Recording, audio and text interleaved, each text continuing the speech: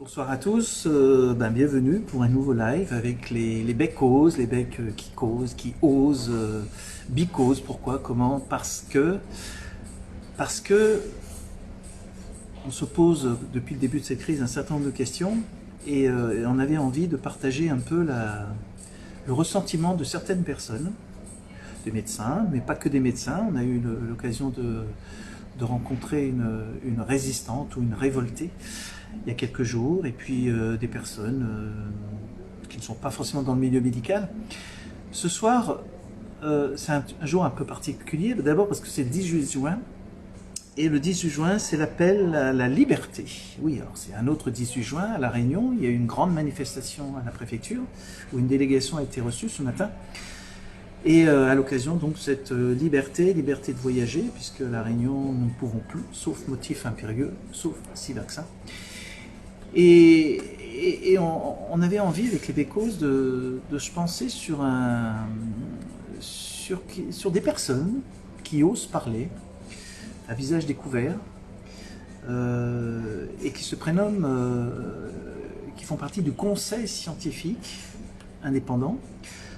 Alors, on a tous vu un autre conseil scientifique qui draine nos heures de télévision et de radio en boucle quasiment depuis 18 mois, conseil scientifique. Et puis est apparu depuis 2 mois et demi un autre conseil scientifique dit indépendant.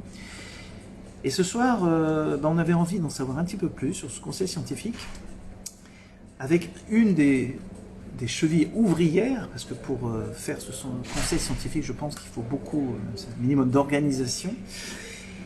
Et donc nous avons la chance aujourd'hui d'avoir avec nous Eric, docteur Eric Mena, donc un membre de ce conseil scientifique. Et ce que j'avais envie de te poser, Eric, c'est alors pourquoi un conseil scientifique, un autre conseil scientifique? Pourquoi ce mot d'indépendance? Est-ce que le conseil scientifique, l'autre, n'est pas indépendant? Et quelles sont la différence, quels sont les objectifs de ce conseil scientifique indépendant? Et si tu peux nous en dire plus, c'est vrai que ça nous aiderait un peu à comprendre pourquoi tout le monde n'est pas d'accord avec la gestion de cette crise, les traitements, etc. Alors, bonjour à tous, merci Philippe, je suis ravi de rencontrer Visu, puisque vous savez certainement que Philippe habite à La Réunion et moi dans la région toulousaine, et nous avons le hasard qui n'existe pas, fait qu'on a pu se retrouver ensemble ce soir, le 18 juin, c'est quand même très très symbolique. Alors, c'est vrai qu'on a été nombreux, parmi les médecins, les scientifiques et le grand public aussi, à être perturbés, choqués par la gestion de la crise sanitaire dès le départ, et surtout, vous le rappelez, cette interdiction qui a été faite aux médecins de soigner, même de voir les malades, et ça nous a vraiment révoltés. Donc une association s'est créée à cette époque qui s'appelle Laissons les médecins prescrire, parce qu'on était totalement révoltés de ne pas pouvoir faire simplement notre métier, comme on l'a appris de façon tout à fait normale.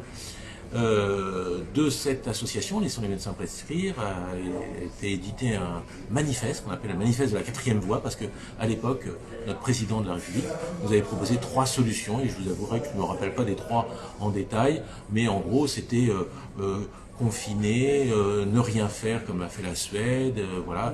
Et donc il avait choisi la formule la pire et la plus contraignante, c'est-à-dire confiner tout le monde.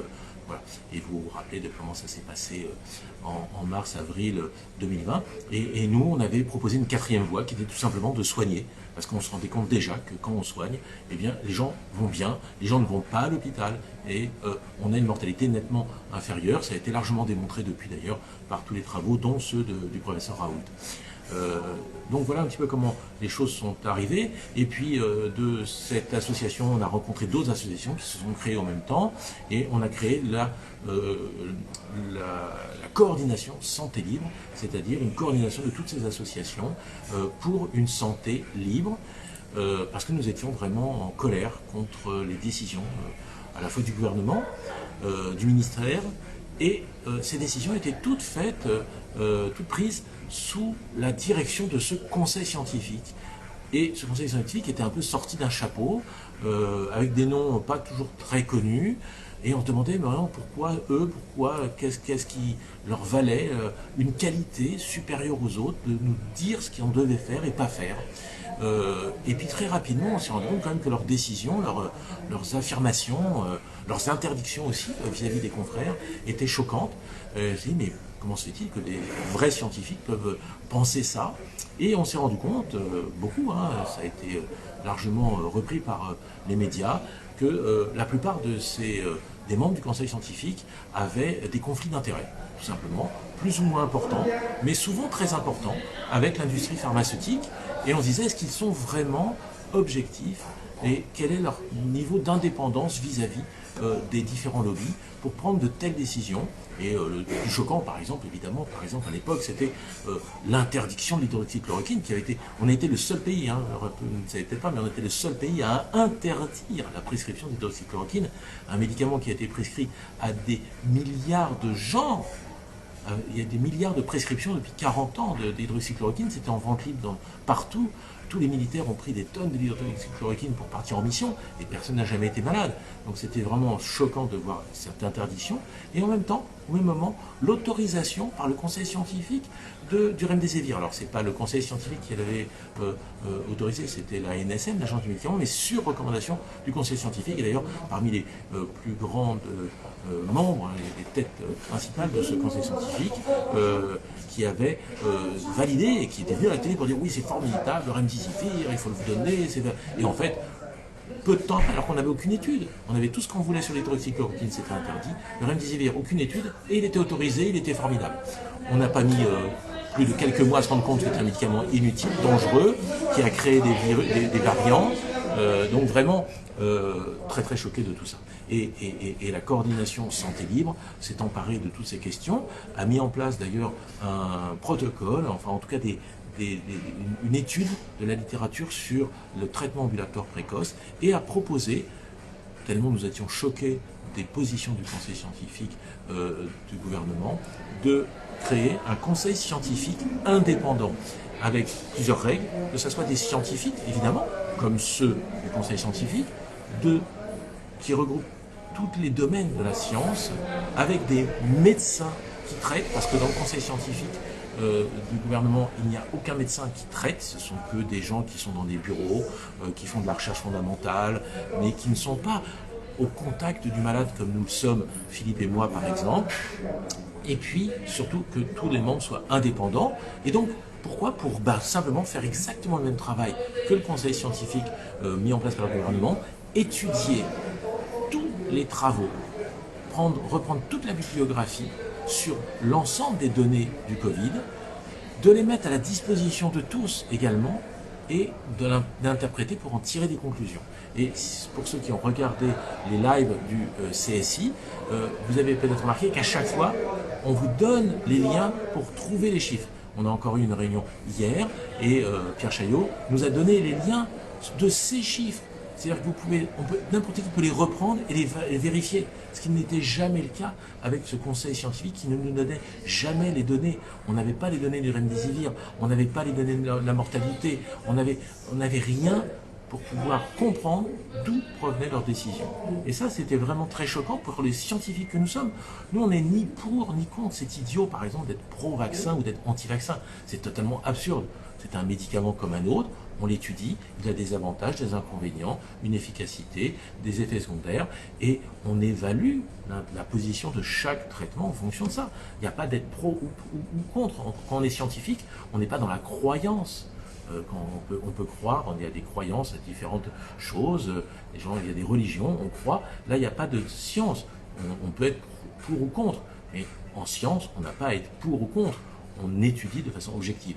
Et c'est ça l'objectif du conseil scientifique indépendant, d'étudier les chiffres, d'étudier les données et de les retranscrire de façon audible pour le grand public, pour qu'on comprenne réellement où nous en sommes dans cette pandémie qui disparaît en ce moment, qui va peut-être réapparaître, qui avait disparu dans les mêmes conditions, dans les mêmes caractéristiques l'année dernière, sans vaccin. Donc, est-ce que ça disparaît en ce moment grâce au vaccin? Est-ce que ça disparaît grâce à la saisonnalité? il y a des questions qui se posent là aussi. On n'est pas là pour faire des affirmations, on est là pour essayer d'étudier tous ces chiffres, de comprendre ce qui se passe. Voilà là, un petit peu la position de ce conseil scientifique indépendant. Alors c'est vraiment intéressant ce que tu nous dis, parce que finalement, c'est vrai que pour le conseil scientifique, on va dire gouvernemental, bon, il donne des décisions, mais c'est dans la plus grande opacité. Et ce qui est intéressant, pour en avoir suivi un certain nombre, comme beaucoup d'entre vous, de plus en plus nombreux d'ailleurs, le jeudi soir à 21h heure métropole, et bien c'est suivi par des milliers de personnes, c'est revu en replay par des dizaines de milliers de personnes, et on a créé, vous avez créé une certaine demande, à tel point qu'on se demande comment vous faites pour tenir tous les jeudis.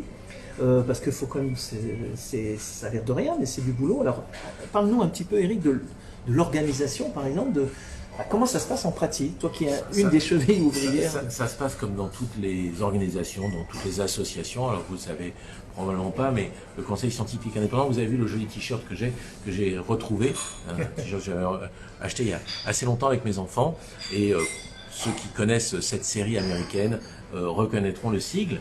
C'est le hasard, et le hasard est amusant parce que finalement, dans cette série américaine, vous savez, ce sont des experts qui enquêtent sur les conditions d'un crime.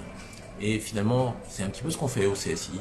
Nous sommes des experts et nous enquêtons sur une situation qui ne serait pas loin, parfois, d'être criminelle. En tout cas, elle est choquante. Elle est choquante, elle est perturbante.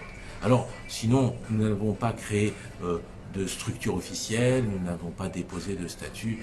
Nous sommes une association de gens bienveillants, motivés, totalement bénévoles évidemment, et nous nous organisons comme n'importe quel groupe d'individus.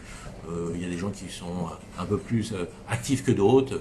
Philippe est très humble en parlant de nous parce qu'il en fait partie, et il est aussi très très actif pour nous aider, pour intervenir, pour travailler. Voilà. Donc on est plusieurs à essayer de trouver les bons intervenants. Dans le CSI lui-même, on a une douzaine de membres officiels, et puis à chaque fois, donc on a un ou deux membres du Conseil scientifique indépendant qui interviennent sur des sujets de prédilection, chacun a les siens. On a des mathématiciens, on a des pharmaciens, on a des épidémiologistes, voilà, et puis on fait intervenir très régulièrement, et pratiquement chaque soir, enfin parce qu'on fait ça une fois par semaine, un intervenant extérieur qui se démarque par sa personnalité, par sa réflexion objective, par sa totale indépendance. On a eu comme ça Laurent Mucchielli, on a eu la députée Michel Rivasi, on a eu le sociologue Michel Maffezoli et bien d'autres, le statisticien Pierre Chaillot. Ce sont tous des gens très très rigoureux, qui n'ont rien à vendre surtout. Ils ne sont là que pour essayer de nous aider à réfléchir, pour comprendre où nous en sommes et essayer de reprendre notre destin en main. Je crois que ça va être le plus important pour l'avenir. Il n'y a que deux solutions.